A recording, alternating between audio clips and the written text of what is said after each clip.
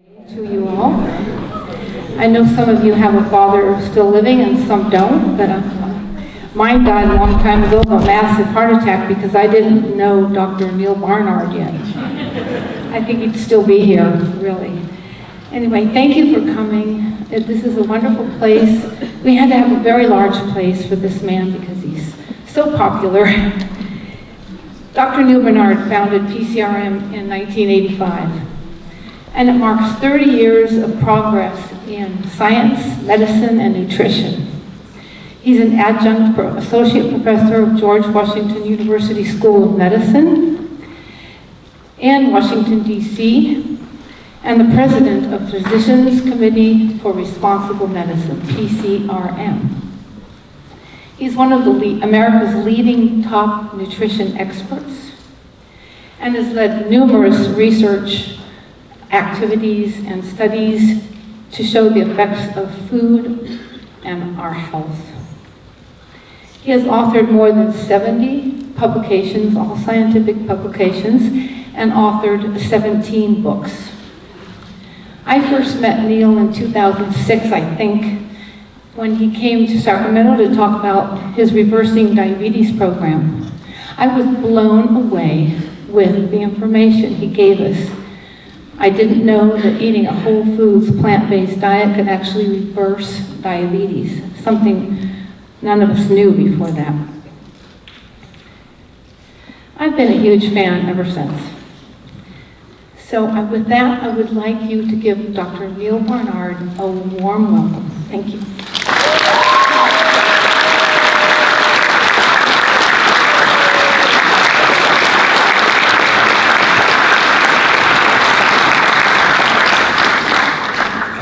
Linda has been such a friend and has really spread the word of health and nutrition to so many people. And I know many of you are here entirely because of the work that Linda has done. So when I knew I was going to come here today, I asked Doug Hall, who works for PCRM, and he designs all of our magazines and everything. I asked him to make something for Linda. And you can't see this in the back, but it's a whole bunch of animals all running around. And it's a quote. It says, this is from Albert Einstein. It says, our task must be to free ourselves by widening our circle of compassion to embrace all living creatures and the whole nature and its beauty. And that really says Linda.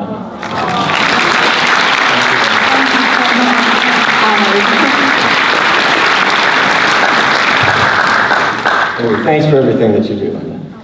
All right, and thanks to all of you for coming. Linda started off by talking about what every man worries about having in his future, and that's a heart attack. And so this is Father's Day, so I want to start with that. And there's a really good part of this story, which is that it doesn't have to happen. In fact, we can turn everything around. So if it's okay with you, that's where I want to jump in? Okay. All right. The top of this slide, that's a nice looking artery, and you see the red blood cells going right through it. And they're carrying oxygen to the brain, into the heart muscle, into all parts of the body. And the middle one, what's that? There's a plaque growing in there. And that should not be there. But particles of cholesterol have caused that to gradually form. And at the bottom, that plaque has ruptured, and you see a clot forming, and there's no blood flow. And if that's happening in the heart muscle, that's a heart attack. Can you hear okay in the back, by the way? If you have any trouble, just wave your arms. I won't see you, but you'll get good aerobic exercise, and that's good. So, all right. So these are the coronary arteries. We call them coronary because they crown the heart. And if you have that blockage there, that's a heart attack. All right. So back in 1990, Dr. Dean Ornish, this young Harvard-trained physician, said, what if instead of bypass surgery and basically the various kinds of surgical roto-rooter treatments that doctors have perfected, what if instead of that we used lifestyle to try to treat heart disease? And what if we could actually make it go backwards? So he began the lifestyle heart trial. And it was 4 things. Vegetarian foods. Now why would you use vegetarian foods in a heart patient? Okay, so no animal fat. No cholesterol. Okay, that's good. Half-hour walk every day. Try to manage stress, which is why he didn't do the study in Washington, D.C., where I live.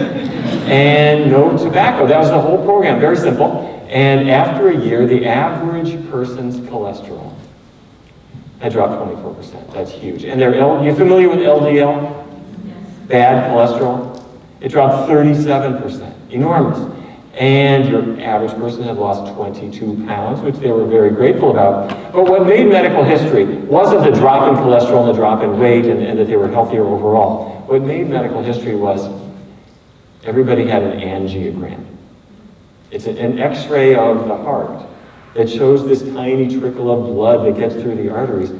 And they compared the results after a year with the beginning of the study, and the arteries were starting to open up.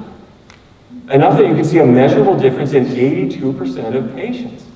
And we had thought, that's not possible. This is a progressive disease. It gets worse. It never gets better. But it was getting better in almost everybody. And then he tracked them for 5 years and showed in the blue line they were getting better and better and better. The red line was the control group. Chicken and fish not looking so good. All right? And then in 1998, in the Journal of the American Medical Association, he asked the question, does this really work to keep you from having a heart attack, from needing angioplasty, from needing a bypass, or from dying?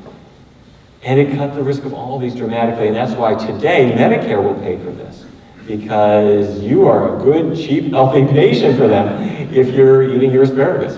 Okay, so here's the question.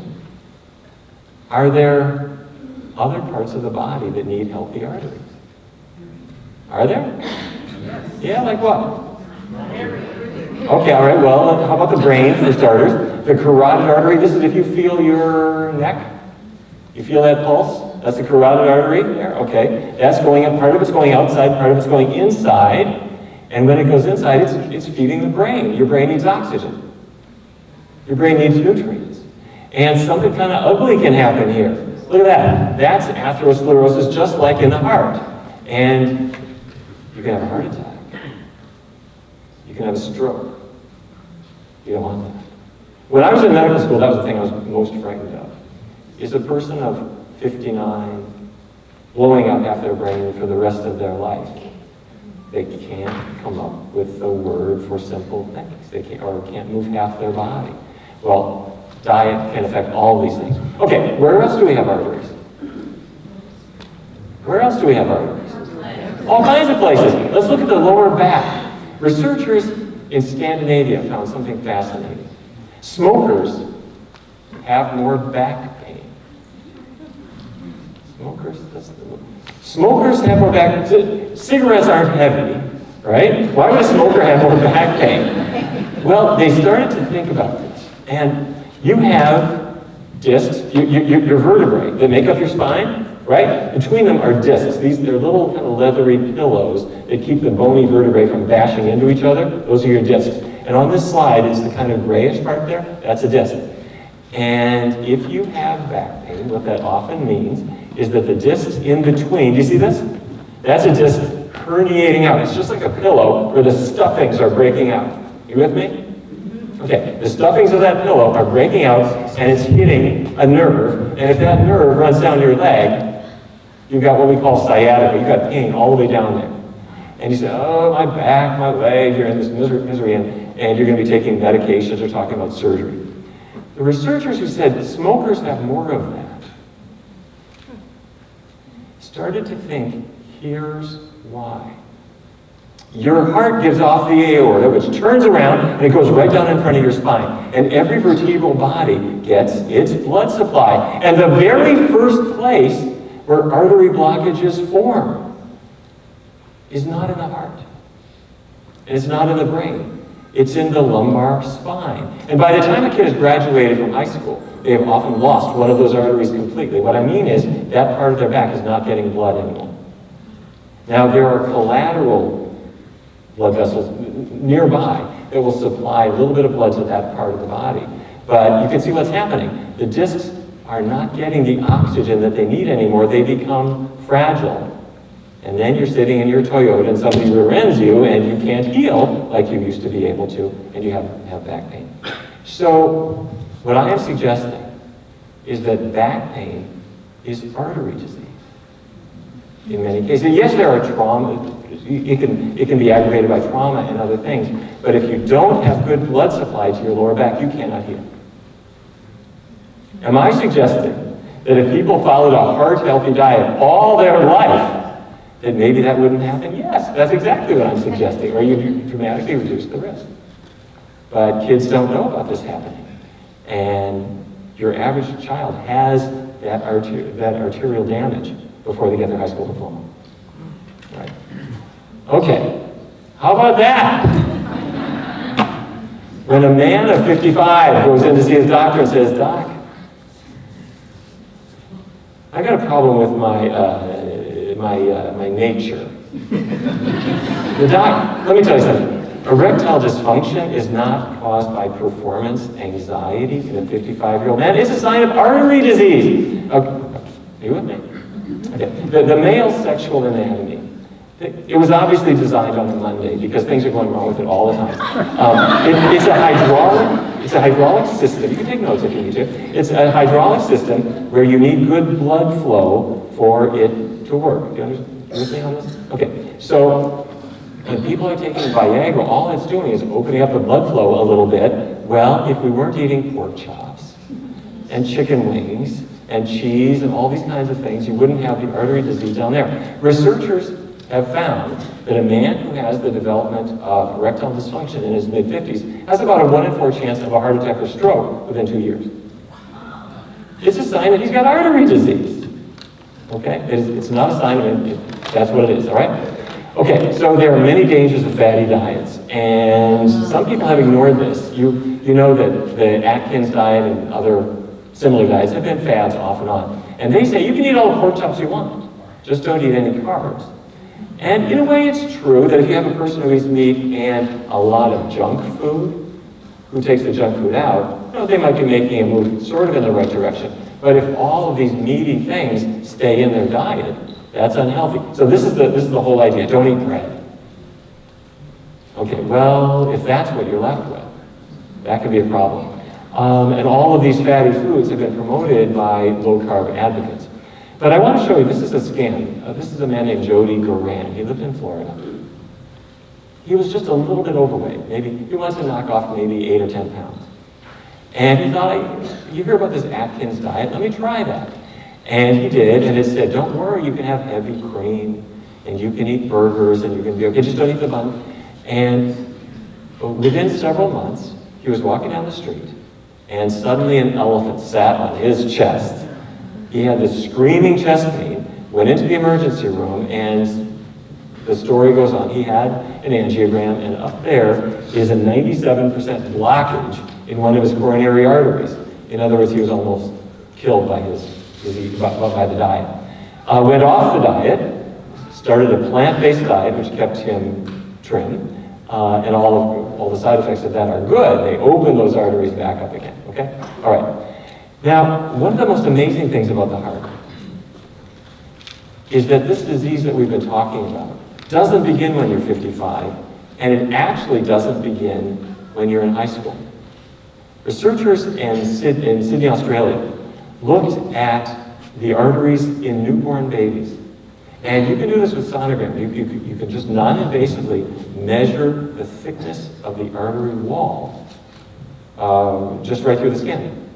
And if it's thicker, if you see this thickness, that's the sign that you're having the beginnings of the plaques forming. So they brought in a group of people, 23 women, and their babies, and they found that the aortic thickness varied a little bit in these kids, and it turned out that if the mothers had been eating unhealthy foods and became overweight, their babies had thickened arteries at birth. What I'm suggesting is that heart disease may begin in utero. Now, are these kids condemned? Absolutely not. If their mother says, wait a minute, what are we doing? I need to get healthier, and so do you, all of this can go away. And the answer is to recognize that and put it to work, okay? So what if dad wants to reverse his heart disease, he can do it. But what if he says, I just want to lose some weight? Can we do that? Absolutely. We did a study in our office at the Physicians Committee We brought in a group of people who had never done anything like a plant-based diet before. And we wanted to see how it would work, not to reverse heart disease, but just to help you lose some weight. I want to walk you through what we found. These were a group of women, moderately to severely overweight. Everybody was after the age of menopause. And what we asked them to do was this, to eat fruits and grains and vegetables and legumes. What are legumes? Beans. Okay, beans, peas, lentils, exactly. Things that grow in a pot, that's a legume. And so it was a low-fat, vegan diet. We asked them not to change their exercise patterns, and it was a 14-week study. And the foods that they were allowed to eat seemed pretty liberal, really, because you could eat all the blueberry pancakes you wanted, no butter, that's not vegan, but they could slather them with syrup if they wanted to. If they had chili, fine, as long as it was not the meat chili. It could be vegetable chili or bean chili. And if their linguine came, instead of the Alfredo sauce, it would have the artichoke hearts and seared oyster mushrooms. Very appealing food, no calorie limits, no carb counting, very simple. And the average person in 14 weeks lost 13 pounds. And we tracked them for another year. They were thinner at a year than they were at the beginning. Then we tracked them for 2 years, and they were thinner at 2 years than they were at 1. You know, and those of you who have done this, you know what I'm talking about. You're not trying to starve off the weight, because there you're going to be ready to eat the sofa by Wednesday. What we're doing instead is we're making a qualitative change in our diet, and the weight comes off. This is Nancy. Nancy did this diet for about a year. She lost 40 pounds. She had diabetes. She stopped her diabetes medications. She noticed that her arthritis improved. Wait a minute, your arthritis improved? Well, that's another topic, which is very quickly. Rheumatoid arthritis is an inflammatory condition. And that inflammation in the joints can be triggered, in some cases, by foods. The most common one is dairy, and there are others too. But it's the greatest thing when you're not just losing weight and getting your cholesterol down, but you can actually shake somebody's hand again and play the piano and pick up a pen without any pain. This is Vance. Vance joined a similar study. He lost 60 pounds over about a year. He stopped his diabetes medications. He had diabetes that became no longer detectable. And when I asked him his permission to share his experience with you, he said, make sure you tell everybody that my erectile dysfunction went away too. There you go. Okay, so how does this work? I just said you can eat all you want, including pancakes, and you're going to lose weight. How can that possibly be? Well, the first thing is a real no-brainer, fiber. You know about fiber, plant roughage. Fiber is only in plants, and it has effectively no calories. So it fills you up. In fact, fiber holds a little bit of water in your stomach, so you think, whoa, did I eat a lot? It doesn't have calories, effectively. So if you're eating these foods, every single bite has a lot of fiber in it. And it fills you up, and you push away from the table. So that's the first thing. The second thing is the after-meal burn, and I just want to walk you through the detail on this. You come into my laboratory, lie down on the table, and I'm going to measure your metabolism. And when we do this, our patients say, uh-oh, my metabolism is terrible. When I was 12, I could eat anything. Now I just look at food, and I gain weight. And I know what you mean. Your metabolism is slowing down. So you're lying on my table, I'm measuring your metabolism. The way I do it is I put a clear plastic canopy over your shoulders and your face, and I'm just measuring how much oxygen you're taking in and how much carbon dioxide you're putting out. And your metabolism is slow. And then I'm going to give you breakfast, and after you start eating, the nutrients get into your body, your metabolism starts ramping up, and it stays higher than normal for about 3 hours. And then you go on the vegan diet, plant-based diet, and come back 14 weeks later, and your metabolism is faster. Not a lot, but about 16% faster in the after-meal period. So why are vegans skinny? Well, the first thing is the high-fiber foods trick their appetite into turning off about maybe 200 calories sooner than other people. So that they're not taking as many calories. The other thing is they're just burning calories just a little bit more like a teenager compared to their other non-vegan friends. So why does that happen? This will not be on the test, but I'm going to walk you through why this happens. This is a muscle cell. You've heard people say your muscles are your calorie burners. You heard people, don't lose your muscle mass. That's what burns calories. Okay, that's a muscle cell. They're sort of spindle shaped. And it's got those things in it. Those are mitochondria. Remember that from high school biology? Okay. You have a lot of them, and those are your burners. But you've also got fat inside the cell. Now, doctors hate words like fat. It only has one syllable. So we'll call it intramyocellular lipid, but it's fat inside the cell. And so I'm eating a chicken wing and some salmon and steak and cheese, and the fat starts building up inside my cells. And when that happens, the cell will say, great, this is fantastic. Now if there's a famine and there's no food maybe next week, I've got all this fat that I can live off of. Now that's not so handy, because in order to keep from burning off that fat prematurely, your cells turn down their production of mitochondria. Let me be sure you're clear on this. Monday, I'm going to tell you to eat a lot of fat. The fat goes into the cell. In order to keep it, your cells turn down the mitochondria so they don't burn it all up. And that means your metabolism starts to go down. You're not burning calories anymore the way you used to. And the more fatty foods you eat, the more that happens. You can say to your body, stop saving everything that I eat. I'm going to eat later on today. Your body's not listening. Your body was designed back when there were such things as famine and starvation. And so it's there to try to save things that get into the cell. So fat in cells slows down your after-meal calorie burn. What's the answer to that? Well, the answer is, let's see. If I'm eating a plant-based diet, how much animal fat can get into my cell?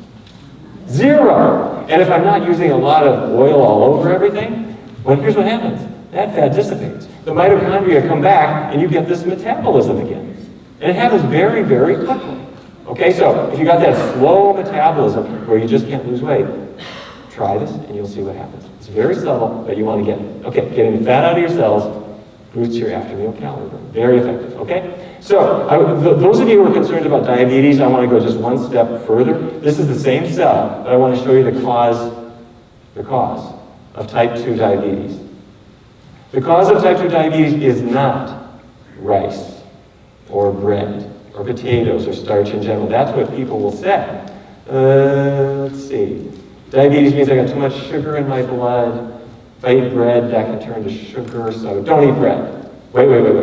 The first reason that's wrong is if you look in Japan, China, countries that historically had rice-based diets, ate phenomenal amounts of rice and noodles, a high-carb diet, they had very little diabetes. Until McDonald's came in and pushed the rice out and brought in the meat. Now they've got lots of diabetes. Okay, here's what's happening in the cell. There's the sugar, glucose. Glucose is good. That's blood sugar. That's there to power your cells. That's like gasoline for your engine. You need that. But the glucose can't get into the cell without the help of a hormone called insulin. You with me? Okay, so the insulin is like a key.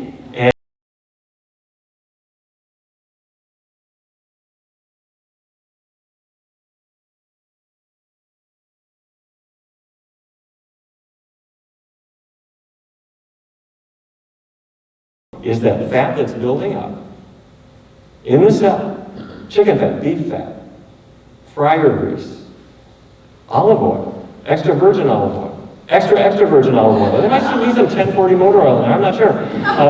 All of that interferes with the signaling process, so the insulin can't work anymore. So if I'm on a plant-based diet, that signaling starts working again. It's just like chewing gum in a lock. When I was a kid, sometimes the neighbor kids would play this trick. They would put chewing gum in your lock so your key doesn't work anymore. I hope you didn't live in a neighborhood where people did that, but I did. Anyway, you don't have chewing gum in your lock. You've got fat in your cells, and that makes that insulin key unable to work. So on a low-fat vegan diet, that fat starts to dissipate. And that's why people who have had type 2 diabetes sometimes find it gets better and better and better. And sometimes your doctor will look at you, rub his eyes, and say, you don't have diabetes anymore. When I was in medical school, I thought that was impossible. But now we see it routinely. And every single patient who has diabetes or prediabetes or is at risk for that deserves this as number one, because this is the cause. The cause of diabetes is not a deficiency of metformin or any other drug. It is caused by something going on in the cell that we can change. All right?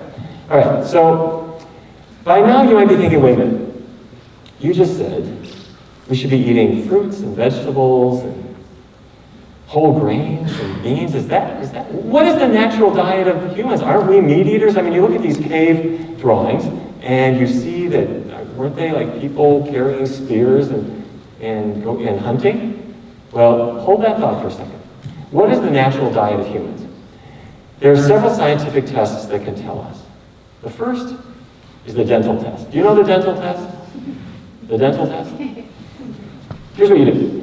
You wait for your cat to yawn. And you look at your cat's teeth. And what do you see? They have these razor blades they're incisors. What do? They allow them to kill prey and to rip the hide off and rip the meat off their bones. Now, go into the bathroom and look in the mirror and look at your mouth. Now, your canines are no longer than the incisors. And that change occurred at least 3.5 million years ago, which is why if you came across roadkill, it would be a job for you to try to eat this. Okay? So, the dental test. Now, do you know the bunny test? Now, this is science. Do you know the bunny test? Take a bunny. And you put the bunny in front of your cat, and you discover your cat must eat that bunny. This cat can be 2 months old. The cat starts salivating, and the cat is just hardwired to devour that bunny. Now, put the same bunny in front of your toddler or baby, and what will your toddler say? Your toddler will say, "Bunny, I want to play." They want to play with it. Not in a million years would your toddler say, "I want to eat him." That wouldn't happen. Your little primate baby wants to play. Okay? All right. Do you know the box test? This is our last scientific study. The box test. You take a box. And the box used to have an electronic piece of equipment in it, maybe a computer or an iPad. And there are all those little peanut packing plastic things in there. You root around, and once you get to the bottom, you discover something. There is silica gel in there. And that's there to keep it dry, right? Well, the makers of silica gel know something about human behavior, which is that we are so indiscriminate about putting things in our mouths that they actually had to write on the silica gel packet, "Do not eat." What does this tell us? If you put these things together, you discover that we are built to have a plant-based diet, but we are very easily thrown off track, and all kinds of things end up in our mouths that really shouldn't be there, okay? All right, very good. So now, if you look at a dog is a carnivore. A dog has ears that allow them to hear frequencies that we cannot detect. And they've got a very big nose that allows them to detect prey at a tremendous distance. That's why they're in airports, sniffing out drugs and bombs and things. Now, we have little ears and cute little noses that really can't detect sounds and smells nearly the way that a dog can, because you don't need to sneak up on a strawberry, okay? They're just there for you. Right. However, the human retina has something your dog doesn't have. You go into the grocery store and you can see the orange beta-carotene on the carrot. Those are antioxidants that protect you. You can see the red lycopene on the tomatoes. That's another antioxidant, even more powerful than beta-carotene. You can see the anthocyanins. That's what makes a grape purple, or blueberries blue. Your dog goes in and says, "I don't see anything." They don't have the color vision that you have. And you have that because your retina is hardwired to detect antioxidants that keep the human body healthy. We never thought about that. They're just pretty colors. Now we take those colors, we put them in an M&M's bag. But they are there to keep us healthy because the human retina was designed, if I can put it that way, or evolved to be able to detect antioxidants, all right? So how did meat eating begin? I put this question to Richard Leakey, the famous paleoanthropologist, and he said to me this. He said, "We are not carnivores. We have never been carnivores. Meat eating began with the Stone Age, when people had the access to stone tools and axes and arrowheads that allowed us to capture prey, and he felt it began by scavenging, that a lion or some other animal might leave a little bit of a carcass left, and a person could, without much threat, sneak in and take some of that meat, but only once we had the tools to remove it, and once we had fire, that really made it work. But we have pre-Stone Age coronary arteries, pre-Stone Age digestive tracts, pre-Stone Age bodies, and that's why when we bring meat into our diet, all of these conditions start to kick in, okay? Now, we've had this wonderful breakthrough in that we can now not just prevent disease, but we can actually reverse it in so many cases. But there are some challenges ahead. And one of them is that industry, whether it's the dairy industry, the beef industry, the Atkins diet, there's lots of others, they want to make sure that you're buying their products. And one of the ways they do it is with research.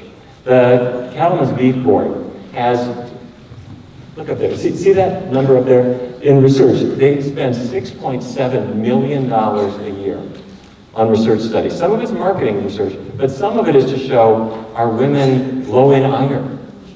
If so, maybe we can push meat on them. And they know that there is not a news broadcast that doesn't at some point say, a new study showed that. And they're trying to get studies that would somehow make meat look good. And the dairy industry does the same thing. Now, it's challenging to do because you can't show that, say, dairy products protect your bones, because they don't. If people have looked at it, that's a problem. But they can show, okay, how often do fractures occur? Are women low in calcium? And they can try to make a case that way. They're very, very, very aggressive at doing that. Do you remember this? This came out about a year ago. Eat butter. I guess butter is good for you. This was a study, a meta-analysis that seemed to suggest that saturated fat didn't really matter anymore. Now, it was a misinterpretation of the data. It doesn't matter. That was what really sold newspapers, is to say, you can go back and eat butter and eat pork chops and all these things that we know are harmful. So how are we going to turn this battleship? How are we going to change all this? Well, I want to tell you we can't. Let me talk politics for a minute. Our office is in Washington, D.C. And there is something that happens in Washington every 5 years. It's the meeting of the Dietary Guidelines Advisory Committee. These are people who are going to decide what every child in Sacramento, every child in California, every child in the United States is going to have in their school lunch and their school breakfast and every other food assistance program. And in fact, they're going to give guidelines for every American. And back in the year 2000, we got concerned about this committee. You should see how this works. They sit on a stage just like this, and there's an audience filled with people who want to weigh in on what Americans should eat.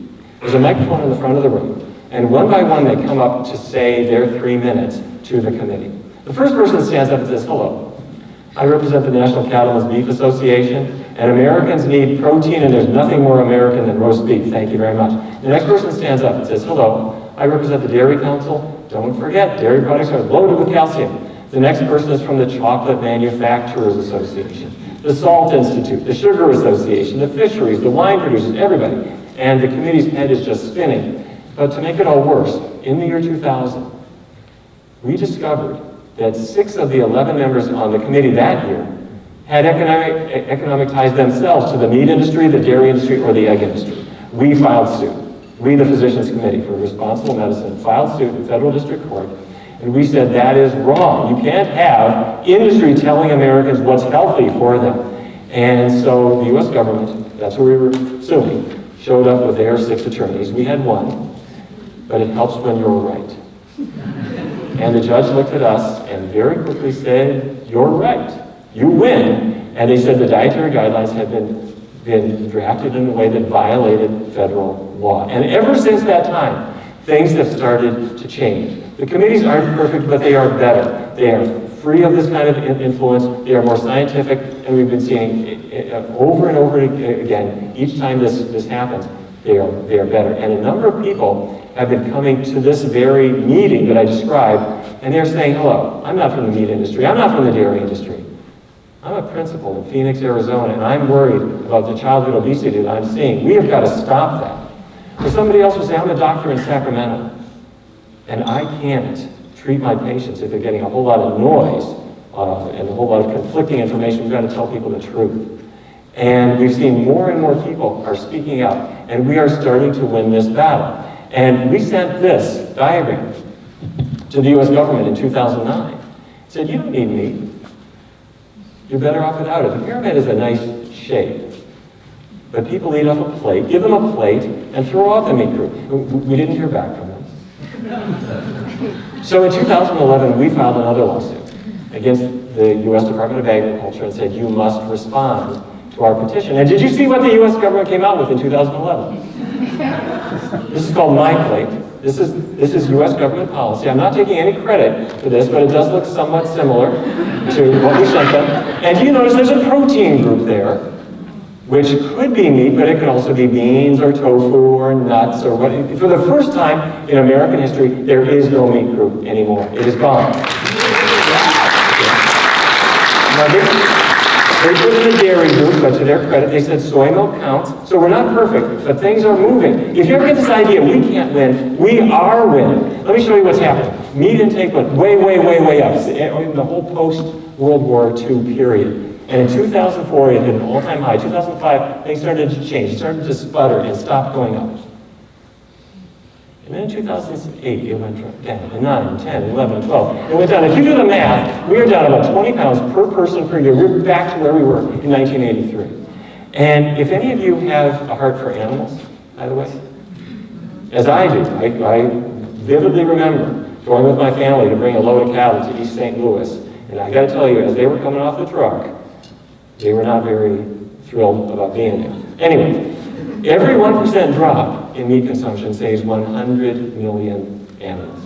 So, and we're not where we need to be, but we are getting there. We are making progress. We're going someplace. So, by now you might be saying, okay, I get this. But if you're new to this idea of not eating meat, you're probably thinking, you know, I would do that, except I won't have any friends anymore. I'll have to live in the garage. Nobody will invite me out there. There won't be anything to eat. We have done this with hundreds and hundreds and hundreds of people. And I have never seen anyone unable to do it because we break it in 2 steps. And if you don't mind, I'm going to share with you how we do it. The first step is don't change your diet. Not yet, not for the first week. All we're going to do is check out the possibilities. So here's what we're going to think through. What could I eat that doesn't have the animal products in it, but something I would like? So you take a piece of paper and you write breakfast, lunch, dinner, snack, and you carry this around and you try different things. You're not throwing anything out, you're just trying things, okay? So for breakfast, maybe I'll have oatmeal, but that tastes like wallpaper paste. So I've got to put some cinnamon in it and some blueberries, and now it's kind of good, okay? I'll have some pancakes. I've heard of scrambled tofu, but I never made it. And if you like it, keep it. If you don't like it, skip it, okay? So I'm going to have almond milk on my cereal. Is that okay? If you haven't tasted it, we're just going to try it. Then we're going to go on to lunch, and I'm going to see if I can have a veggie chili or veggie pizza or something like that. All we're doing is trying them, okay? Then you go to an Italian restaurant, and will they make you a vegan dinner? Sure they will. They'll give you a salad and lentil soup or minestrone or pasta fagioli, and then your angel hair pasta will be covered with wild mushrooms and arrabbiata sauce or whatever. How about Mexican? Will that work? Sure, bean burritos, veggie fajitas, beans and rice. Chinese? Can you have a vegan meal at a Chinese restaurant? Easy, sure. Rice dishes, vegetable dishes, tofu dishes, simple. Extra points for Japanese because they've got lots of exotic flavors and they're also really low in oil too very often. And then maybe you're going to Subway. Would they leave the meat and the cheese off your sandwich? Yes. Sure they would. So you load it up with lettuce and tomatoes and cucumbers and spinach and onions, and then drizzle a little red wine vinegar, and they'll toast it for you, and they'll call it Veggie Delight. Now, Taco Bell may not be the pinnacle of culinary art, but they'll make you a bean burrito without the cheese, and that's vegan too. Okay, so all I've been doing for the first week, I'm just testing out the possibilities, and I discovered there are some breakfasts and lunches and dinners and snacks and fast food things and restaurant things that are okay. I'm all right with them. So then step two. Step 2 is we're going to try it 100%. I'm going to do it all vegan all the time, but only for 3 weeks, just as a test. And if you don't like it, on day 22, you go back to what you're doing. All right. Well, that's easy. That's short term. Let me try it. And what you discover is by the time you get to week 3, 2 things have happened. The first is you're healthier. You're losing weight. Your blood cholesterol is coming down, your blood pressure is coming down. If you have diabetes, your blood sugar is coming down. In fact, make sure your doctor knows you're doing this because it's powerful. Your blood sugar really can come down surprisingly quickly. So the first thing is you're physically healthier. Your energy's better, your digestion has finally sorted itself out. But the other thing that you might not have predicted is that your tastes are changing. And you didn't expect that. But let me ask this group. How many of you ever made a switch from whole milk to skim milk or low-fat milk? How many ever made that switch? Okay. When you did, what was the skim milk like at the beginning? Lottery? Yeah. Kind of blue color? Yeah. Okay, but how many of you got used to that lighter taste? Okay, so then did you ever go back and taste the whole milk again? What was that like? It's too thick. Well, wait a minute, your whole life it was fine, and you got away from it. And if you got away from it, your taste buds physically change, and they no longer want that fatty taste. So then you take a glass of whole milk again, and you think, ugh, I'm just past that. For the rest of your life, you don't want it anymore. So the first week on a vegan diet, it does seem light. You'll think to yourself, do I have to acquire a taste for folk music? Break out the tie-dye, I'm vegan, okay, swell. Great.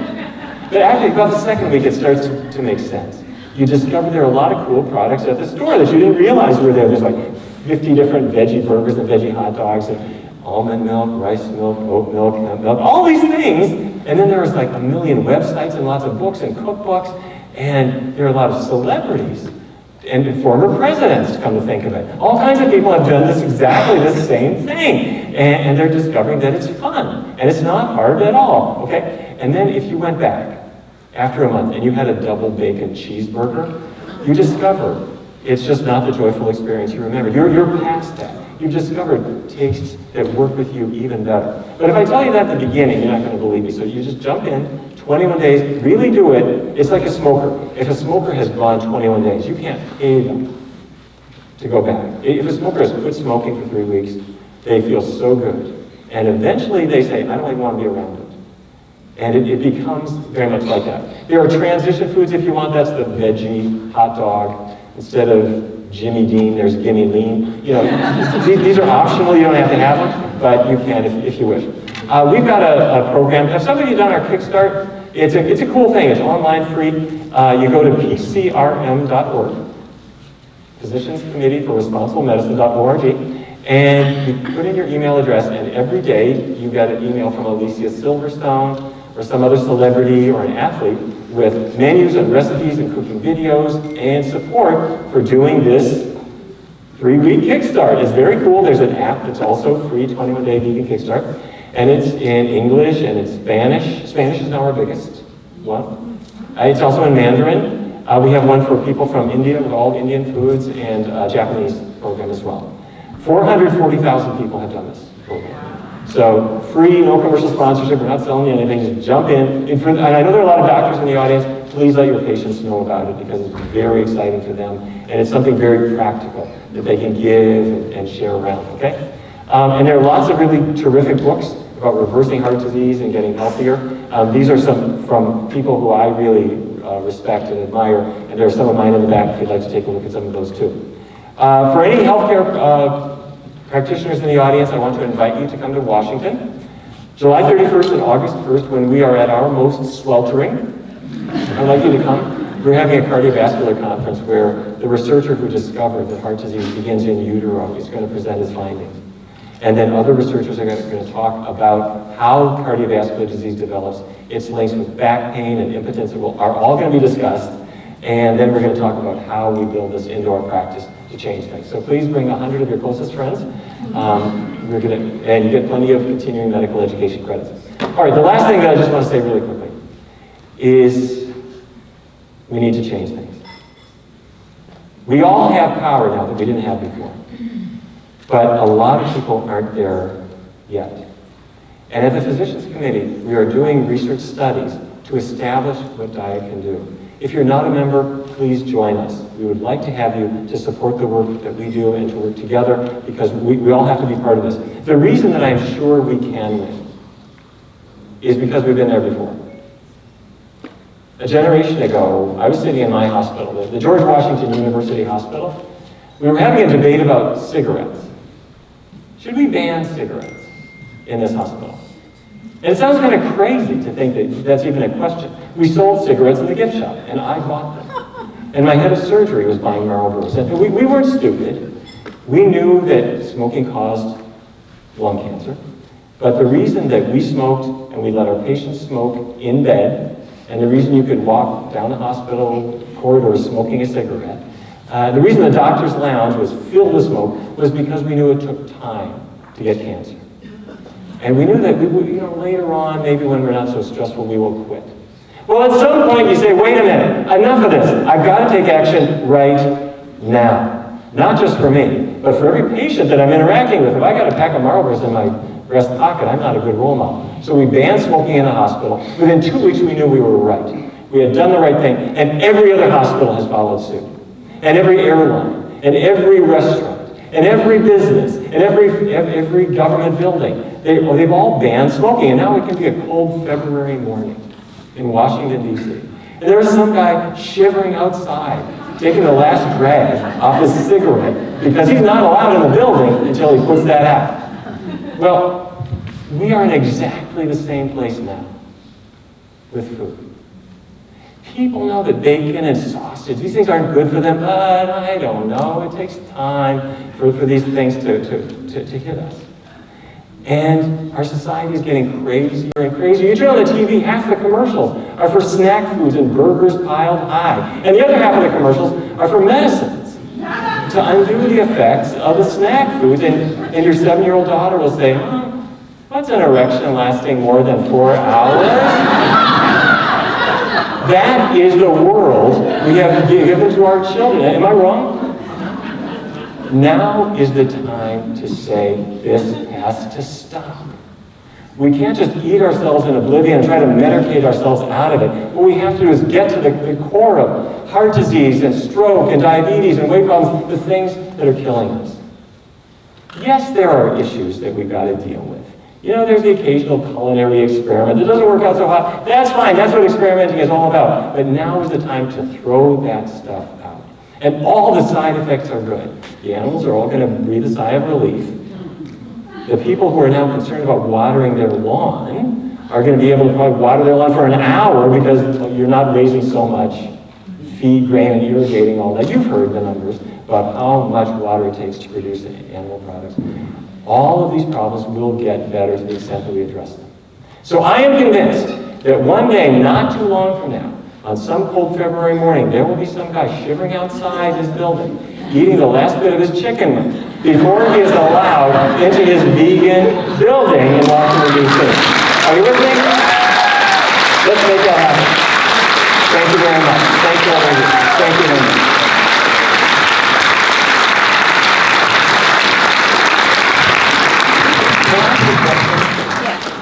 Is that right? Can I take some questions? Yeah. Okay. Why don't we take some questions if there are some? We have a little bit of time? Yeah. Okay. Yes, please. In the Friedman study, it talks about not using oil because of the circulation. It's on YouTube now too. But I'm wondering, some people argue that it didn't test canola oil, or can you tell us about a little bit about that study? Okay. Just the question is, what about oils? And here, you will see some disagreements. And it sort of goes like this. People will say, well, if I'm switching from chicken fat to olive oil, or maybe canola oil, isn't that better? And sure it is. It is. Those oils have less saturated fat in them. That's a step in the right direction. And maybe that's why a Mediterranean diet is better than a typical omnivorous diet. However, even those are not perfect. Olive oil is maybe 14% saturated fat. And many people will say, well, wait a minute. How do you get olive oil? You take 10,000 olives, and you throw away all the fiber and all the pulp, and you just give them the concentrated oil. It's something nature sort of didn't have in mind. And they find that their weight loss is better when they stop adding oils. Now that doesn't mean this is a zero oil diet, because plants have traces of oils in them. Even one spinach leaf. You send it to a laboratory, they'll call you up and say, it's about 7% fat. Beans, maybe 4%. So there are natural oils in foods. It's a question of just taking that bottle of like glug, glug, glug, glug, glug, glug, glug all over the top with the added oils. They tend to cause weight gain and they cause some other health problems. Was there a question? Yes, please. Is it true that a main difference between a healthy cell and a cancerous cell is that a cancerous cell is very deprived of oxygen? And if so, can it be restored? You know, you could, the question is, what about cancer cells? And are they deprived of oxygen, and can this be changed? I think you put your finger really on the biggest challenge that we have right now, because there has not been nearly enough research on how the cancer process responds to diet changes. However, there have been some flashes of tremendous optimism. One was called the Women's Intervention Nutrition Study, WINS. They brought in a group of women, all of whom had had breast cancer, they'd all been treated, and all they did was reduce the fat content of their diet. So that means somewhat less meat, somewhat less grease, and so forth. And it showed that their survival was noticeably better. And there were other studies that have tested adding vegetables and fruits, adding exercise, and by and large, the studies favor those interventions. They seem to help survival. Dean Ornish used a vegan diet for men with prostate cancer. It got really quite dramatic results. And interestingly, for everybody who was wondering about soy, have you heard that maybe soy might be linked to cancer? The research studies have shown that women who consume the most soy products have the least risk of breast cancer. And women who have been diagnosed with breast cancer in the past, if they have soy milk and tofu and soy products in their diet, their risk of a recurrence is cut by about 30%. So you'll go online and you'll hear people saying, oh, soy is dangerous, isn't it? It turns out that it's the opposite. I would suggest organic soy, because that way it's not GMO. And I'm not necessarily promoting it. You don't have to have tofu. You know, a vegan diet is not the soy cheerleading club, but it does not seem to be dangerous. If anything, it reduces cancer risk. So stay tuned. I think we need more research on that for sure, but it does look like the same kind of diet is helpful there. Yes, way in the back.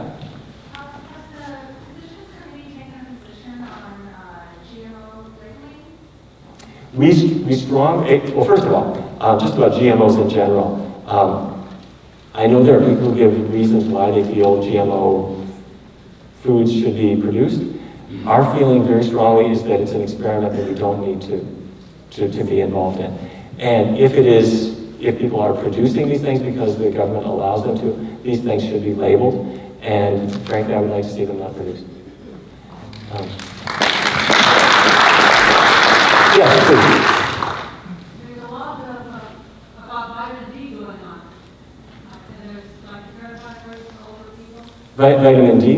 Yes, vitamin D is influencing the calcium and trying to balance that out. I've studied online and this is awful. And it feels awful, like that hypothermia, you know. And I wish that more would be done about it, because some people don't have any of these other diseases you're trying to get rid of over here. And still end up with that because of stress. Okay, this is such a good audience. These are all extra credit type questions. You know, a lot of audiences that I talk to at the Rotary, they just say, where do you get your protein? You guys are good. Anyway, let me just say one thing about vitamin D, just for people who are new to this. Vitamin D is something that you need because it helps your body to absorb calcium from the foods that you eat. And it also seems to have an anti-cancer effect. So if you're low in vitamin D, that's not good. But vitamin D actually comes from the sun. So if you have the bad judgment to live somewhere other than Sacramento, you might need a supplement of it. But sunlight on the skin actually creates the vitamin D that you need. Yes, please. Dark chocolate. What's your use on dark chocolate? Oh, dark chocolate. I'm all for it. Okay, just kidding. Was there something in particular about dark chocolate you wanted to raise? Well, I'm going to be a vegan, and I just wanted to know the impact of dark chocolate. Okay. Well, I don't know what to say. Dark chocolate, if you actually, dark chocolate is chocolate that can be vegan because you haven't added the milk and goo to it. And so it's entirely a plant product. On the other hand, it's very fatty. The reason that people can eat it is you put a lot of cocoa butter into it, and then they add sugar and goo to make it more palatable. And so it is a pretty fatty product. Its saving grace is that most people don't eat very much of it, and they use it really as a treat, and I think that's what its role should be, as opposed to being one of life's staples. Do you have a favorite vegan vitamin D? And the other one is how freely can you eat avocados? I eat one a day and, you know. Okay, first question about vitamin D. No, I don't have a favorite, and you'll hear people talk about vitamin D2 versus vitamin D3. And the D3 is typically a sheep byproduct. They take the lanolin from the wool, take the D3 out. But you can now get vegan D3, which is available. But frankly, I suggest you not even worry about it. They both do the job. They're both effective, D2 and D3. Most of the multiple vitamins use D2, and it works perfectly fine. Avocados are delicious, first of all. One of the nature's cruel jokes, though, is that it packs a lot of fat into avocados. And so my personal feeling is that most people should not worry about that, because if they're having a naturally low-fat vegan diet, those natural fats are going to be fine. The occasional avocado and that I think is okay. But I'm going to have two exceptions to that. One is if I have a person who's really trying to lose weight. This is not a time to dip into the guacamole, because avocados are fatty. Every fat gram has 9 calories. It's very calorie-dense food. And the second exception is a person who's got type 2 diabetes and they're trying to get the fat out of their cells. This is not a time to have avocados pushing the fat back.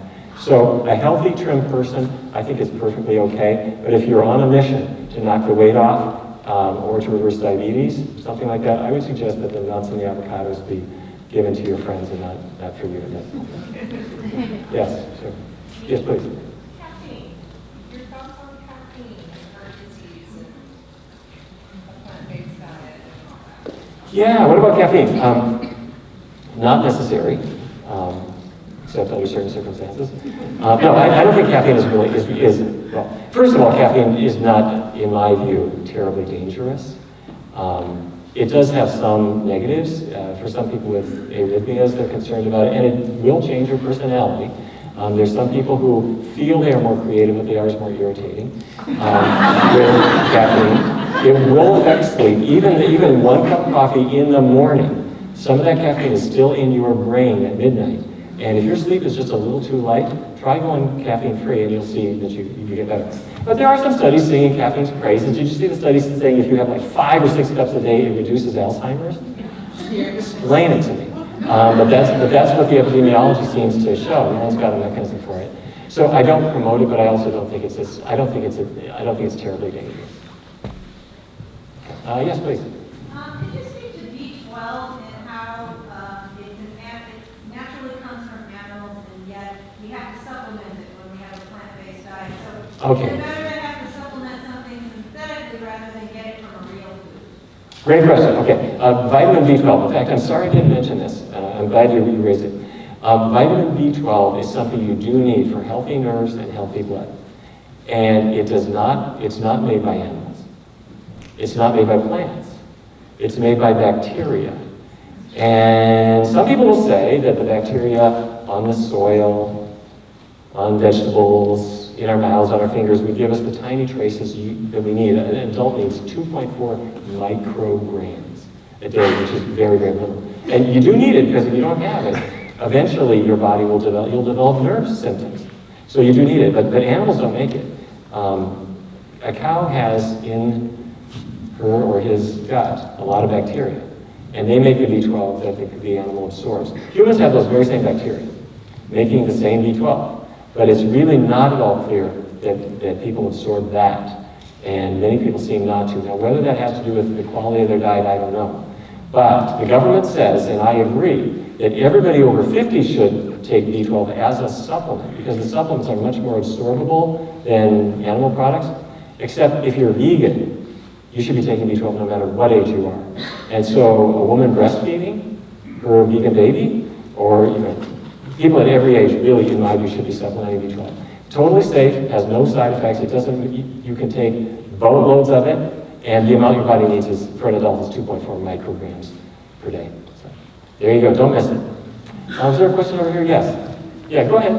Almonds and other nuts are very high in fat, like the avocado that you mentioned, but you Right. do have almonds on the cover of your latest book. Could you talk about nuts a little? Yeah, nuts, like, as I was mentioning, they do have vitamin E in them. They have some good fats. They have traces of omega-3.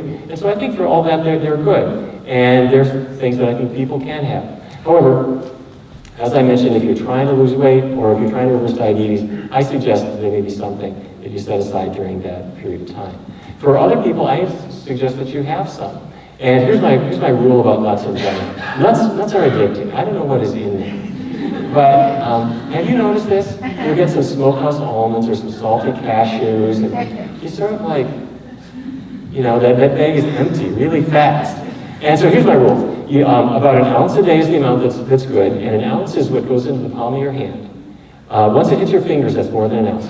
And don't eat them. What you do is you crumble them and put them on your salad, or on your pancakes, or on your cereal, or something. Use them as an ingredient, and that way you're less likely to overdo it. Time maybe for just one or two last questions? Yes? If a person has AFib, can they be cured if they go on a plant-based diet? If a person has a cardiac arrhythmia, can a plant-based diet cure them? I would not cancel your cardiology appointment. There are some people who will suggest that seeds or nuts seem to have an anti-arrhythmic quality, which may be true. But in my view, I don't see that as established yet. So, can a person be cured? I don't know. I would say with your, yes, please. How do you advocate getting rid of the blood pressure medications that I've discovered cause side effects? My doctor thought I was just getting older, but I went online and all of the side effects are listed. So how do you wean yourself as you're lowering your blood pressure naturally off of the pills without going cold turkey? Okay, terrific question. In case you didn't hear it, it's what if you're taking blood pressure pills? How can you wean yourself off that?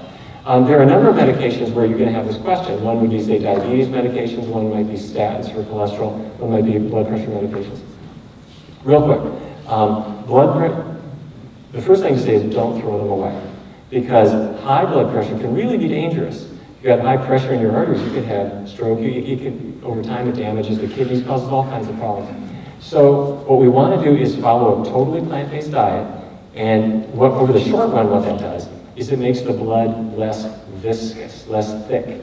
You don't have so much fat going into the blood, so your blood is more like water. It's less like oil.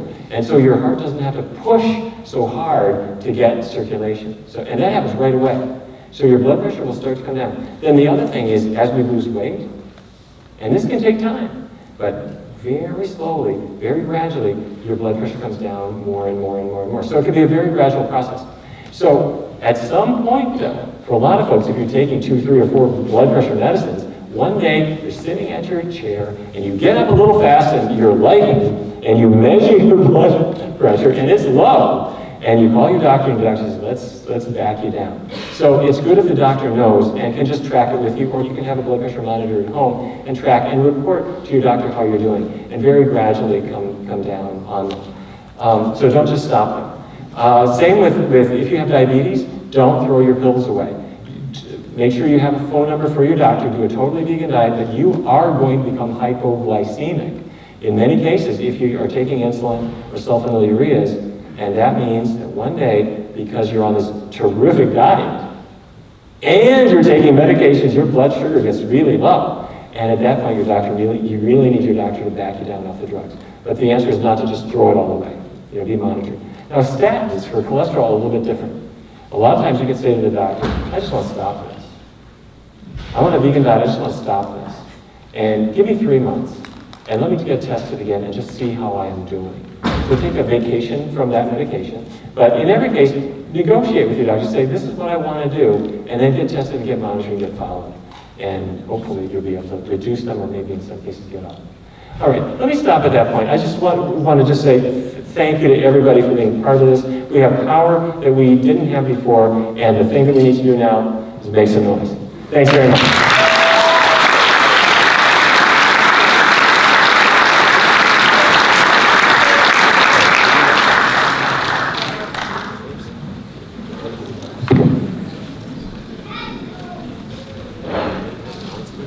All his wonderful books are for sale in the back, so get him to sign them for you.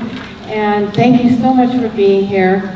We're here as a follow-up to him at the Sacramento Vegan Society. We have green flyers on the table. So if you're interested in follow-up on how to get healthy, stay healthy, join me. Thanks.